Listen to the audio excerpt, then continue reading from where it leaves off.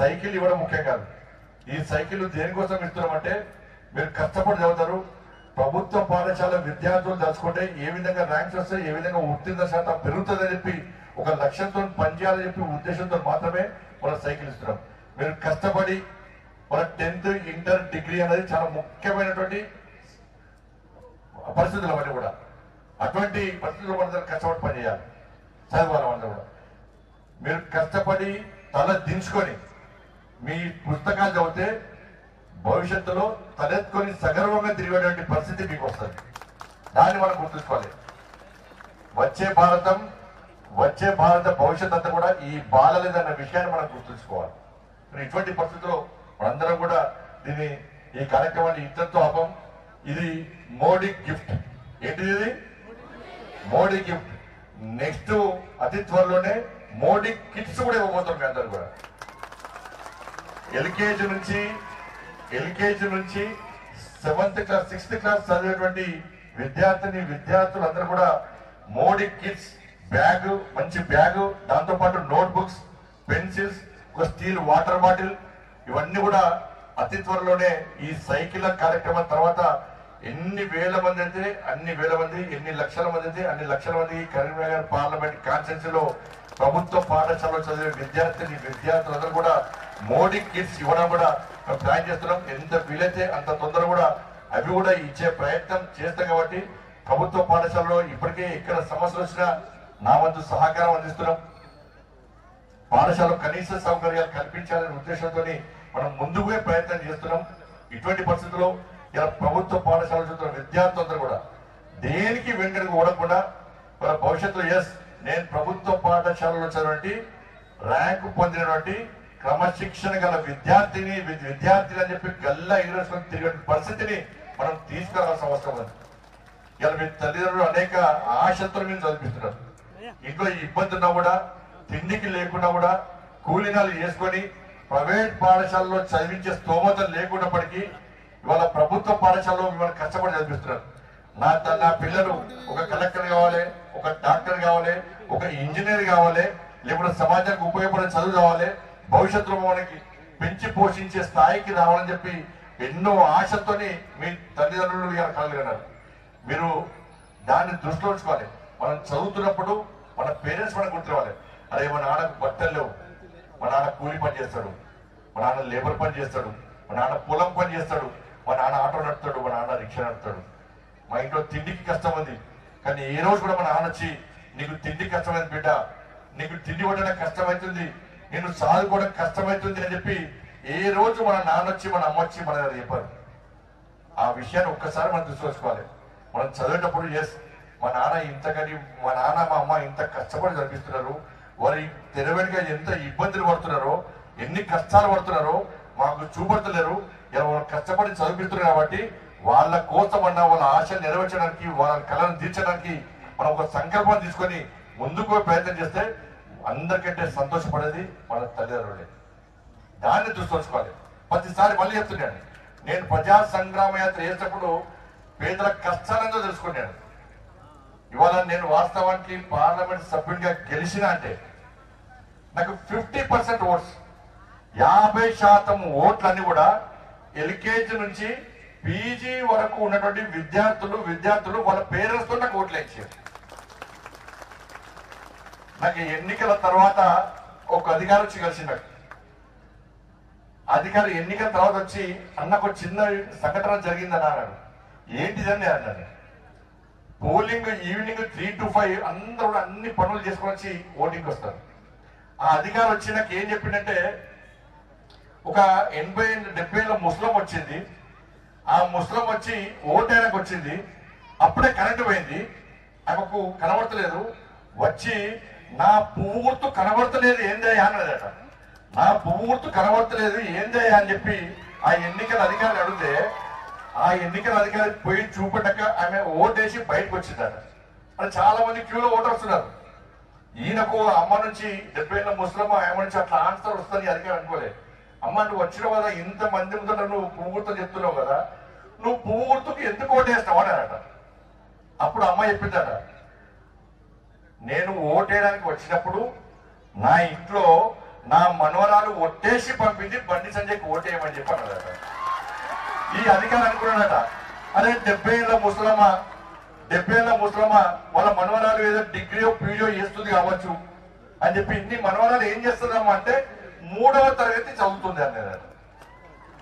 నాకు 3వ తరగతి చదివేటువంటి అమ్మాయి కూడా వాళ్ళ బండి సంజయనకు ఓటేయమని చెప్పి వాళ్ళ 70 ఏళ్ళ అమ్మమ్మని పంపిందంటే ఆ పిల్లల మనసు గెలవడం నిజంగా అదృష్టంగా భావిస్తాడు. బీడీలు ఎంఈడీలు పెద్ద పెద్ద డిగ్రీలు చేసినటువంటి ఉపాధ్యాయులు మా ప్రభుత్వ పాఠశాలలో చదువుతూ ఉంటారు. అటువంటి పాఠశాలలో వాళ్ళు చదువుకోవడం అదృష్టంగా భావించాలి. పేదరికం ఎప్పుడు దేనికి అడ్రాదు. ఇవాళ మీ తల్లిదండ్రులు ఏ విధంగా చదివించడానికి మిమ్మల్ని పోషించడానికి ఏ విధంగా ఇబ్బంది పడుతున్నారో ఆ ఇబ్బంది నుంచి వచ్చినోడే మేము పట్టించండి. నేను కూడా అదే ఇబ్బందులు పట్టుకోండి. నాది కూడా పేదరిక కుటుంబమే. మా తల్లిదండ్రులు కూడా మాకు భోజనం పెట్టడానికి చదివించడానికి పోషించడానికి అనేక ఇబ్బందులు పడ్డ విషయం నాకు గుర్తొచ్చి మీ దగ్గర నుంచి వచ్చిన వ్యక్తిని కాబట్టి, మీలాగా కష్టపడ్డ వ్యక్తిని కాబట్టి, మీలాగా పేదరికం నుంచి వచ్చినటువంటి వ్యక్తిని కాబట్టి వాళ్ళ పేదల బాధలేది, పేద విద్యార్థుల కష్టాలనేది తెలుసుకోబట్టే ఈరోజు ఆదుకునే ప్రయత్నం చేస్తా ఉన్నాను. నేను కూడా కాపువాడలో పుట్టా. కనీసం తిండికి లేకున్నటువంటి పరిస్థితి.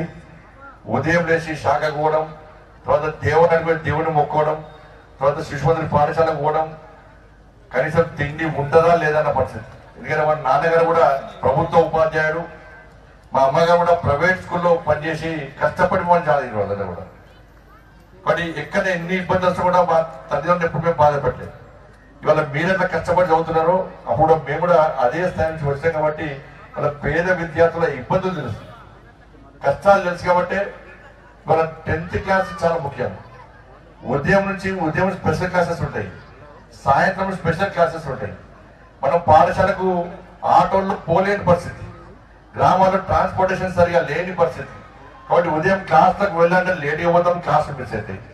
ఈవినింగ్ ఇంటికి రావాలంటే చీకటి అనేది చాలా ఇబ్బంది వస్తుంది. ట్రాన్స్పోర్ట్స్ ఎక్కువ అవుతున్నాయి కాబట్టి ఇలా ఇంటి బస్సులో ఈ విద్యార్థులను ఆదుకోవాలనే ఉద్దేశంతో ఈ సైకిళ్లను అందించాలని చెప్పి ఒక లక్ష్యాన్ని, ఒక సంకల్పం తీసుకొని ఈరోజు సైకిళ్లను అందించే ప్రయత్నం మనం చేస్తా ఉన్నాం. వాళ్ళు ఒక ఫంక్షన్ పోతే ఒక అమ్మ వచ్చి నా తప్పు ఉరికేస్తా ఉన్నది, బెజ్జంకి పోతే నా వైపు ఉరికేస్తా ఉన్నది, నువ్వు ఆపు సార్ అంటున్నది. అది అడ్డుకుంటారా ఏంటని నేను అనుకున్నాను. ఏందమ్మా అంటే ఒక్క 5 నిమిషాలు వెయిట్ చేసి సార్ మా పాప వస్తుంది సార్ అంటే ఆ దూరం నుంచి వాళ్ళ నాన్నగారు 5th క్లాస్ చదువుతున్న ఒక పాపని ఎత్తుకొని వస్తుంటే ఏంటి అంటే నీతో సెల్ఫీ దిగాలి సార్ అన్నారు. సరే అని చెప్పి సెల్ఫీ దిగిన. ఎందుకు దిగుతున్నావు మా సెల్ఫీ అంటే, సార్ ఈ సెల్ఫీ కదా పక్కకు పోయింది సార్, నేను ఈ పార్టీ పేరు ఎందుకని ఇది పొలిటికల్ స్టేజ్ కాదు, నేను ఫలానా పార్టీకి సంబంధించిన ఎంపీటీసీ సార్, నేను బీజేపీ కాదు సార్, ఫలానా పార్టీకి సంబంధించిన ఎంపీటీసీ సార్. ఈ పాపకు హార్ట్ లో హోల్ వచ్చింది సార్. హార్ట్ లో హోల్ వస్తే నేను హాస్పిటల్లో అడ్మిట్ చేసిన. ఎన్నికల పోలింగ్ కంటే 2 days ముందు మా పాపకు సర్జరీ ఉండే. మా ఊరు సర్పంచ్ నాకు ఫోన్ చేసిండు, నేను ఎంపీటీసీని, మా ఊరు సర్పంచ్ నాకు ఫోన్ చేసి ఏమై ఎంపీటీసీ సార్ ఎల్లుండే పోలింగ్ నువ్వు వస్తావా రావా అని నాకు ఫోన్ లో మాట్లాడితే, నేను మా పాప బెడ్ పక్కనే ఉన్నా, నేను రాలేను ఈ సర్పంచ్ సాబ్ నువ్వే చూసుకో, మా పాపకు హార్ట్ ఓవర్లో ఉంది, సర్జరీ ఉంది, అందుకే రాలేకపోతున్నా, నువ్వే చూసుకొని ఫోన్ కడిగేసా సార్.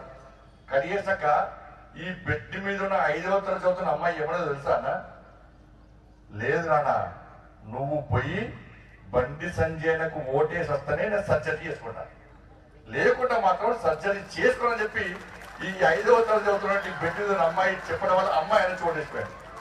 అంటే ఇవన్నీ కూడా నేను రాజకీయంగా ఎంపీ గెలవాలని ఆలోచన కాదు. ఇవన్నీ కూడా మాకు ఏం ఆలోచన వస్తుందంటే మాలాంటి పొలిటీషియన్ కూడా అరే ఇంత పిల్లలందరూ కూడా మన మీద ఎంత ప్రేమ అభిమానంతో మనల్ని ప్రోత్సహిస్తారు కాబట్టి వాళ్ళకు ఏం చేయాలి, మనం ఏం చేస్తే ఇలా మనం తృప్తి పడతాము, వాళ్ళు తృప్తి పడతారు అంతే తప్ప ఫోటోల కోసము, మీడియా కోసము, సోషల్ మీడియాలో పబ్లిసిటీ కోసం ఇది చేస్తారు. ఈ 500 సైకిల్లో 1000 సైకిల్లో ఏదో సైకిల్ ఇష్టపడం, కానీ ఎవరు అసలు ప్రతి ఒక్కరు కూడా ఇలా సేవ చేసి మనం గెలిపించారు కాబట్టి, ఒక మంచి ఆలోచన గెలిపించారు కాబట్టి, మీరు గెలిపించిన పార్లమెంట్ సభ్యుడిగా మీరు గెలిచిన తర్వాత మీరు కష్టపడి గెలిపించాలంటే భారీ మెజార్టీతో గెలిపించిన కాబట్టి వాళ్ళ నరేంద్ర మోడీ గారు నాకు కేంద్ర మంత్రి బాధ్యతలు ఇచ్చింది కాబట్టి తప్పకుండా మీ అందరి ఆశీస్సుతో గెలిచి బాధ్యత వచ్చింది కాబట్టి ఈ సమాజానికి సేవ చేయాలి. నన్ను గెలిపించిన ఈ పార్లమెంట్ నియోజకవర్గానికి సేవ చేయాలని చెప్పి ఆలోచనతో మాత్రమే ఈ సైకిల్ కార్యక్రమాన్ని చేపడం తప్ప ఇలా వేరే ఉద్దేశం లేదు, వేరే ఆలోచన లేదన్న విషయాన్ని మనం గుర్తుంచుకోవాలి. కాబట్టి దయచేసి ఈ సైకిళ్లను మీకు ఇచ్చినంత మాత్రం వెంటనే ఇదేదో గొప్ప సేవ అనుకుంటలేను. తప్పకుండా ఇంకా ఇటువంటి అధికారులను ఇటువంటి అధికారులకు మంచి ఆలోచన ఉంది కాబట్టి వాళ్ళ ఆలోచన మేరకు కష్టపడి ఇలా ముందుగా ప్రయత్నం చేస్తా. రాజకీయాలకు అతీతంగా ఈ కరీంనగర్ పార్లమెంటును అభివృద్ధి చేయడమే లక్ష్యంగా ఈ రోజు నేను ముందు పోతున్న విషయాన్ని మనం గుర్తుంచుకోవాలి. అనేక నిధులు తీసుకొస్తున్నాం. కాబట్టి పిల్లలు కూడా ఇంతకుముందు సిపిఆర్ చెప్పినట్టు ఈ సైకిల్ తీసుకోవడం ముఖ్యంగా సైకిల్ మళ్ళీ తీసుకోండి. నేను సైకిల్ మీకే సైకిల్ మళ్ళీ తీసుకునే అవసరం లేదు. కానీ జాగ్రత్తగా ఉండాల్సిన అవసరం ఉంది. పోయేటప్పుడు లెఫ్ట్ సైడ్ అవ్వడం, వచ్చేటప్పుడు రైట్ సైడ్ అవ్వడం, రోడ్ క్రాస్ చేసేటప్పుడు చాలా జాగ్రత్తగా ఉండడం, మీ ఇంట్లో చిన్నపిల్లలకు సైకిల్ ఇవ్వకుండా జాగ్రత్త పడడం, ఇవన్నీ కూడా మీరు దయచేసి జాగ్రత్తగా ఉండాలి. సైకిల్ ఇష్టమని చెప్పి రఫ్ గా పోవడం, ఈ సైకిల్ ఎందుకు ఇష్టం రా అని చెప్పి మాకు ఆలోచన రావద్దు. అబ్బా ఇంకా మా తర్వాత నెక్స్ట్ బ్యాచ్ కూడా సైకిల్ ఇవ్వాలని చెప్పి ఆలోచన మాకు రావాలంటే మీరు క్రమశిక్షణతోని జాగ్రత్తతోని మీ సైకిల్ కాపాడుకొని మీ ప్రాణాలు కాపాడుకోవాల్సిన అవసరం ఉంది. కాబట్టి దాన్ని మీరు దయచేసి గుర్తించండి. సైకిల్ తో మంచి పేరు వస్తే నెక్స్ట్ 9th స్టూడెంట్స్ కు మళ్ళీ 10th కోసం వాళ్ళు కూడా సైకిల్ ఇస్తాం. నేను పార్లమెంట్ సభ్యునిగా ఉన్న రోజు తప్పకుండా ప్రతి సంవత్సరం సైకిల్స్ పక్కా ఇస్తా. అందుకే విద్యార్థులు ప్రభుత్వ పాఠశాలలో చదవండి, మీకు కిట్స్ ఇస్తాం, మీకు సైకిల్స్ ఇస్తాం, పక్కా సైకిల్ ఇస్తాం. 9th 10th వస్తే వాళ్ళకి సైకిల్ ఇస్తాం, 8th 10th వస్తే కూడా సైకిల్స్ ఇస్తాం. తప్పకుండా మీ అందరికీ సైకిల్స్ ఇచ్చే ప్రయత్నం చేస్తాం. చిన్న సూచన ఏంటంటే ఈ సైకిల్స్ మనం ఎప్పుడు కారు కొన్నా ఏది కొన్నా కూడా ఒక 1 month తర్వాత కొంచెం ఆ టైర్ స్క్రూ కానీ ఇవన్నీ కూడా నాకు లూజ్ అవుతాయి. మీ అందరికీ నేను చెప్పేది అంటే ఒక 15 days తర్వాత, ఎందుకంటే కంపెనీ అని ప్రత్యేకంగా వచ్చి నాకు చెప్పిన వాళ్ళు మీకు చెప్తున్నాను, ఒక 15 days 20 days తర్వాత మీ అమ్మా నాన్నకు చెప్పి ఈ సైకిల్ ను మరోసారి ఆ టైర్ ని స్క్రూస్ ఫిట్ చేయించే ప్రయత్నం చేయాలి. టైర్లు ఊడిపోవడము అవి అవుతుంది కాబట్టి మళ్ళీ ఎవరు వచ్చి అరే టైర్లు ఊడిపోతున్నాయి స్క్రూస్ లూజ్ అయినా ఇక్కడ అయిపోతుంది. దాన్ని 20 days తర్వాత మళ్ళీ ఒక్కసారి సైకిల్ స్టోర్ తీసుకుపోయి వాటి అన్నింటినీ మళ్ళీ ఒకసారి ఫిట్ చేసుకునే ప్రయత్నం చేయాలి. కొత్త సైకిల్ కాబట్టి ఇవాళ మరోసారి వెరలింగ్ చేసుకునే ప్రయత్నం చేయాలి. అది దయచేసి గమనించండి. మీరు వెళ్ళేటప్పుడు కానీ వచ్చేటప్పుడు కానీ చాలా జాగ్రత్తగా మీ సైకిల్ ను ఉపయోగించుకునే ప్రయత్నం చేయండి. మంచి ఆలోచనతో ముందు పోండి, మీ భవిష్యత్తును కాపాడుకోండి. ఒక మీ చదువుకున్న చదువు సమాజానికి దేశానికి ఉపయోగపడే విధంగా మీరు కష్టపడి ముందుకు సాగాల్సిందిగా మీ అందరికీ విజ్ఞప్తి చేస్తూ, మీ అందరికీ నిన్ను నూనెలు ఆరోగ్యాలని చెప్పి మీ తల్లిదండ్రులు కన్నటువంటి కళలను మీరు సాకారం చేయాలని చెప్పి, భావి భవిష్యత్తు మీరు బాగుండాలని చెప్పి, ఆ శక్తిని సామర్థ్యాన్ని ఆ అమ్మవారు మీకు అందించాలని చెప్పి మనస్ఫూర్తిగా తల్లిని వేడుకుంటూ మీ అందరికీ అభినందన తెలియజేస్తూ తప్పకుండా మీ సేవలో ఇంకా ముందుంటారని చెప్పి తెలియజేసుకుంటూ ముగిస్తున్నాను. భారత్ మాతాకి జై.